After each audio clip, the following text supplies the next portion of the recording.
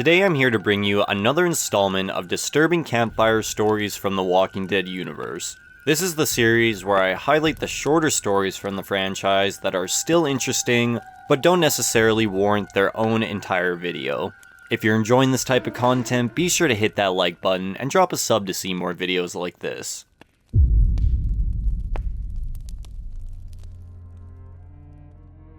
In The Walking Dead Season 10's bonus episodes, we're introduced to a man named Maze, who would hold Aaron and Gabriel hostage after they mistakenly broke into his warehouse and ate his food supply.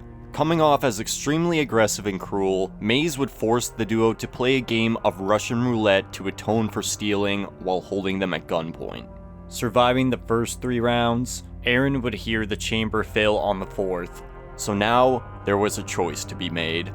Pleading with the madman to quit this act of torture, Aaron would tell Maze how back home in Alexandria, they treated each other like family, and that he could be a part of it as well. All he had to do was stop all this and let them go. But Maze just scoffs at the idea, as family means nothing to him. Here, he would tell the story of catching his brother robbing his food supplies in the early days. He had done everything in his power to keep him and his family alive for months, and this was how they thanked him. The two could only stare at each other in silence, before his brother leapt at him with a knife, leaving a giant scar on the left side of his face and an even deeper scar on his psyche. All Maze could tell Aaron when he asked what happened to them after was that he handled it. Pleading for him to stand down, the two would actually begin to get through to him after explaining there is still love in this world. They meant it when they said the Alexandrians treated each other like family. The community was made up of broken people just like Maze who found their way back from the darkness. His brother betrayed him, but that didn't mean there was no hope for humanity altogether. If people like the Saviors could join them, then there was still hope for him. He had just been alone for far too long, but now was his chance to come back. And after seeing Aaron lay down the revolver and refuse to play his sick game, he would back down, untying the duo and appearing to believe their words. With pain in his eyes, Maze would gain the confidence to introduce himself properly, wanting nothing more than to Gabriel didn't believe he could be saved, crushing his skull from behind with one solid swing while Aaron stared in shock. No matter what he said, they could never have him around the Alexandrian children. He killed his brother's family and played sick games with them. In Gabe's eyes, Maze was too far gone. And although Aaron would initially take issue with what just happened, they would realize it was for the best, as while creeping up to the attic of the warehouse, the duo would discover Maze's brother chained to the walls, still alive, surrounded by the long dead bodies of his family.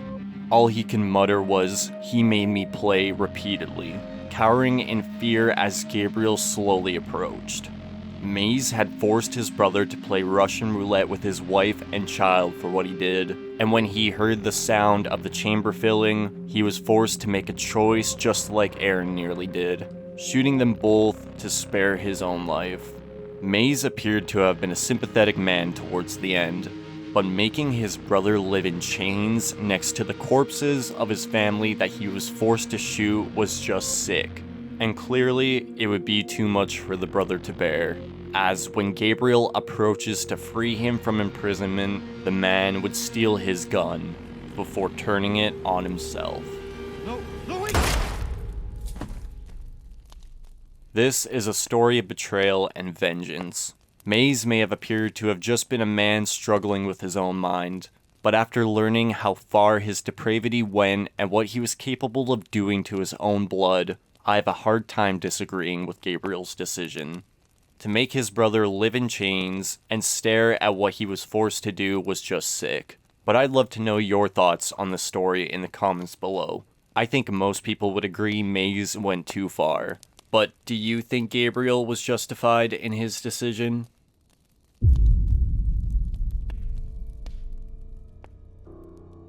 Terminus. The compound where the train rails of West Georgia converge was established early on in the outbreak.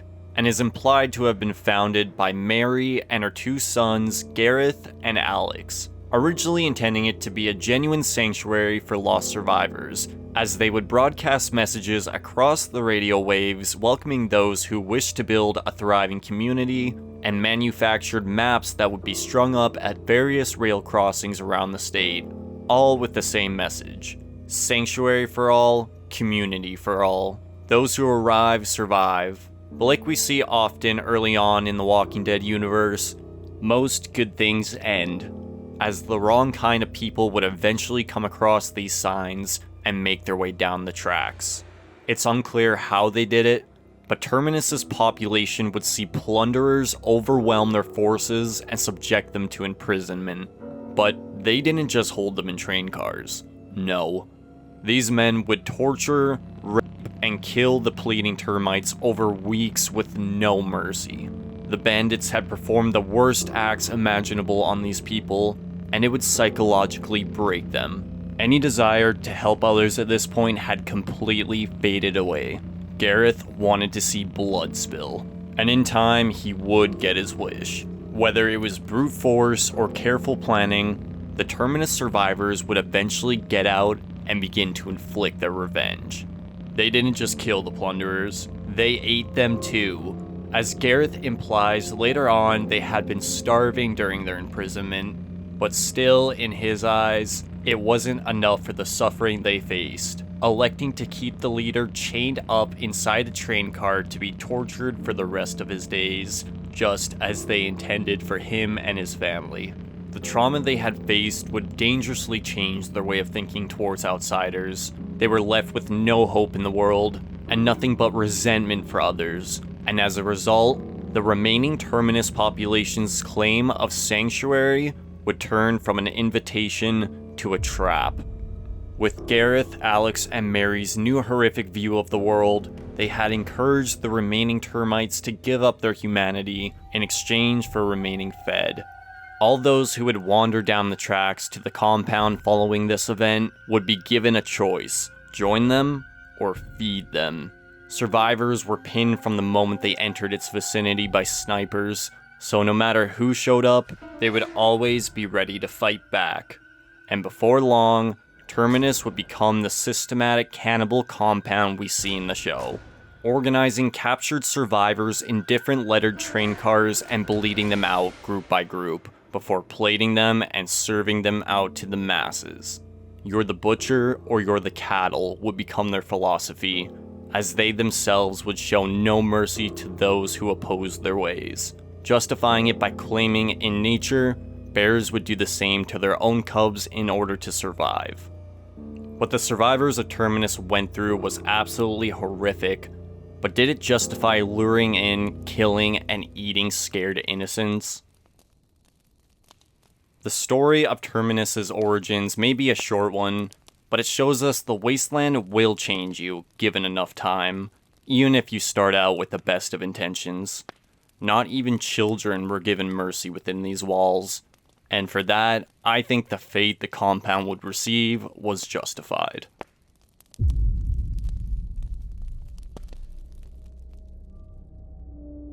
Before the dead began walking the earth, family man George Geary had always believed nature wouldn't be able to sustain itself with humans as the dominant force on the planet, and one day would course correct, leaving humanity at its mercy. Moving out to Katrina Island in California, George would settle down with his wife Melissa on the tourist island, becoming a park ranger and having 3 kids over the years named Seth, Harry, and Willa, before fortifying their home for when the inevitable course correction came. And it did. In 2010, the dead would begin to walk, but the Geary family would ride out the collapse of society unscathed thanks to George's early doomsday prepping. With fences around the perimeter of the house, even the dead marching out of the sea from the mainland wouldn't be able to reach his children. But to avoid a buildup, George would train the oldest son Seth to handle the walkers, while demanding his 2 youngest children avoid them at all times.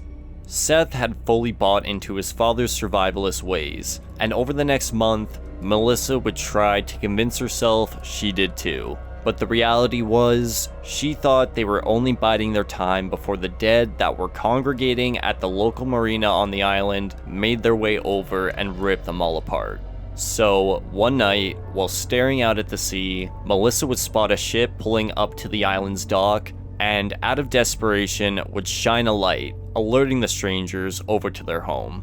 This ship, of course, was the Abigail, and on board was our fear crew, stopping onto the island to seek out supplies and a shortwave radio. Approaching the house, Travis would call out, asking whoever shined the light if they could provide them with any help. George initially seems reserved and claims the light was just an accident, but after realizing the strangers were truthful in just wanting supplies and needing a place to dock for the night, he invites them inside, as it had been over a month since they've seen other faces. George had been listening through the radio waves for weeks, revealing to Travis every city up and down the Continental Divide had been destroyed with napalm by the US military from what he could tell, and the Mexican border had been completely locked down. There was nothing left anywhere in his eyes, but Melissa refused to believe that, probing Madison on her experience with children as a guidance counselor, heavily implying she wanted to leave the island with her young children, but feared what George would do if she tried. Confronting her the next morning, Melissa would tell Madison she had MS, and was a risk to bring along as she would just slow them down, only wanting them to take Willa and Harry, as both Seth and George were of the belief it was better to die with family than with strangers. He would claim dying was about surrender or survival, acceptance or denial. And although Travis would be confused by this statement initially, we would learn of its sinister meaning, as while Nick hung out with the young Harry in his room, he would tell the ex-drug addict the walkers weren't gonna make him sick because he had power pills, explaining that if he took them, his family would stay together forever. Realizing that's a really weird thing for a kid to say, Nick would begin investigating around the house, discovering the strange colored pills hidden inside a globe. But before he can investigate further, Willa interrupts to ask if he would draw with her. Bringing his discovery back to Madison and Travis, Nick would reveal he suspected George was planning to end himself and his family. From his own experience with drug usage, Nick could tell those were not recreational pills, believing them to be poison. Realizing Willa and Harry were in imminent danger, our fear crew would return to Melissa and agree to take the kids in secret. But as she begins to explain how to take care of them, George would discover them conspiring and confront his wife. Melissa would try to explain her reasoning, but while doing so, Harry would interrupt, nervously telling his parents something was wrong with his sister. Rushing into her room, Willa's body would already be cold, as she had gone into the power pills she saw Nick put away, believing they were going to keep her safe and healthy. Melissa would wail in grief while George could only stare in shock. But as tears fell on her pale face, Willa would come back, sinking her teeth right into her mother's neck. Screaming to take Harry away from the horrific scene, George would refuse to come along. Last seen kneeling over the bloody mess. Sprinting down the dock with Harry in their hands, our fear crew would get the boy on the boat, but would be boarded by Seth, who holds the group at gunpoint, demanding they give his brother back. Although they would try to talk him down, he would remain firm, shouting his father had taught him how to survive and they had no right to take him. And with no other choice but to give him back without risking the lives of one of their own, Harry returns to his brother. The Abigail would pull away from the mess left behind as Melissa's reanimated body wanders down the dock. Telling Harry to turn around and wave goodbye, Seth would take aim, putting what was once his mother down permanently. The fate of George, Seth, and Harry would remain a mystery to this day, but if I were to guess, George allowed himself to be eaten, as Melissa's corpse was allowed to make it all the way out of the house. We may never find out what happened to the brothers, but Seth was able to defend Harry in the end, so maybe they did have a shot at surviving. But that's gonna do it for me today, folks. There are plenty more short stories from this franchise to cover, so let me know what you want to see in the comments down below. Thanks so much for watching.